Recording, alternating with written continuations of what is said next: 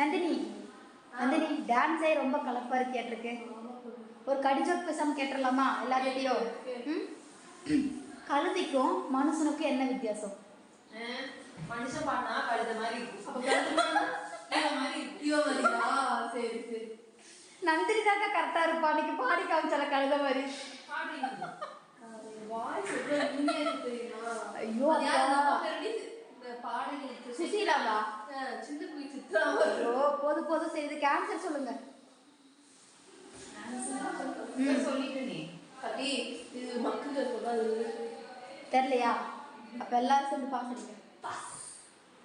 மோனப்பிரியா pass.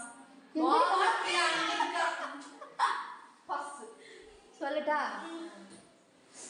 மனுஷனை கழுதைன்னு கூப்பிடுவான், ஆனா கழுதைய மனுஷன் கூப்பிடுவான்.